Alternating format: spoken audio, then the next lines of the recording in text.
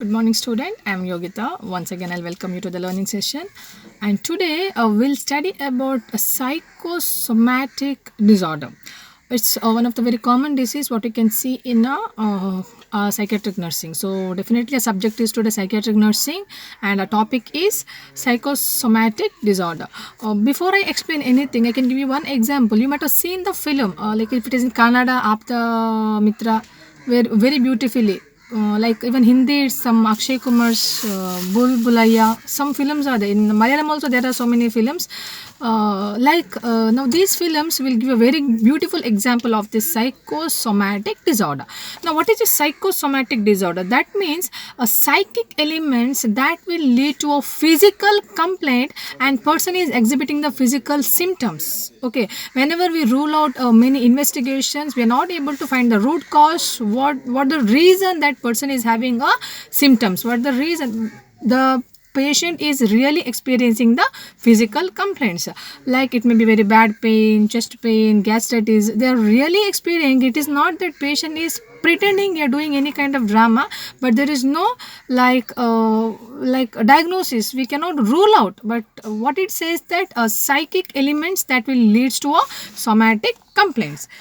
Now, like I can give you a common example of these psychosomatic disorders. Like if you see a cardiovascular system, if you see this cardiac system, we can see essential hypertension, post cardiac surgery, migraine, yeah, mitral valve prolapse syndrome. So this is very common. This is very common example of cardiovascular system in a psychosomatic disorder. And if you see endocrine disorder, we can have diabetic mellitus, hyperthyroidism, Cushing syndrome. This is an example from endocrine system. And when you see the GI system, you are having the esophageal reflexes, peptic ulcer, ulcerative colitis. And when we see the immune system, we are having allergic response, allergic reactions, autoimmune disorders, and viral infections. Okay, these are the example of immune system. And musculoskeletal disorder, we can see a rheumatic arthritis, and respiratory disorder, we can see hay fever, bronchial asthma, rhinosinusitis, and skin disorder, we can see psoriasis and wars, acne. See, these all are the example of psychosomatic disorder. Here, because mainly of psychic elements, person is exhibiting the physical features like acne we can see in the face, or else rhinosinusitis, asthma, person is finding breathing difficulties, rhinosinusitis, gastritis, ulcerative colitis, and even diabetic mellitus. Now, definitely how we can manage this, like we can't give any medication and we can tell the patient to take this for 3 days, you will be okay. No, it's quite difficult. Now what we can do is, here to treat the patient, we can give a muscle relaxation therapy to the patient. We can ask the patient to do Jacobson progressive muscle relaxant exercise, do some meditation, yoga, and use some like individual or group therapy to handle the patient, so that we can help the patient to come out from the stress or conflict factors which is really triggering factor, which is really making them to bother much, so that the psychic element will become a physical or somatic complaints.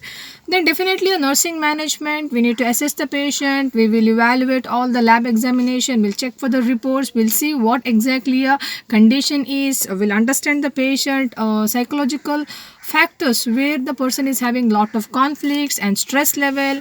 We'll understand the family factors, we'll encourage the patient to do a daily exercise, practice daily meditation, do the progressive muscular relaxation technique, as well as will help the patient to identify the cause for his stress and try to resolve the stress factors, give a guidance to your patient, encourage them to do the activities, provide psychological and like kind of push motivation to the patient to resolve his personal conflicts and maintain a very good healthy family relationship, good social relationship, good communication, and they must able to express their feelings when they feel any stress, yeah, any factors which interferes them, they must able to express that to others, so that they can find the helping hand from others.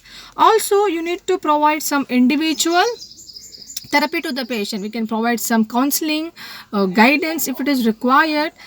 as well as we have to teach a stress management technique to our patient. So this is a way we can help the patient to solve this psychosomatic disorder. One more thing, that the psychosomatic disorder is also now replaced known as psychophysiological. Okay, that means because of, as how I said, a psychic elements which make the patient to exhibit the complaints of in a physiological way, a somatic body complaints.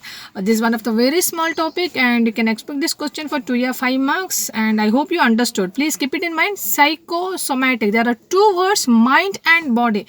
Psycho is mind, somatic is body. So psychosomatic, when mind is disturbed, there is no complaint in the mind, no complaint in the body, somatic. So the psychosomatic disorders are where triggering factors of psychological aspects will make the patient to exhibit the complaint in his physical aspect, symptoms like somatic. So we can see the example from each system: cardiovascular, GI system, respiratory system, immune system, musculoskeletal system. Each system we can see certain diseases which is mainly because of stressful factors. I hope you understood, and this topic is very simple, and definitely I'll catch you in some other video with a new topic. Thank you.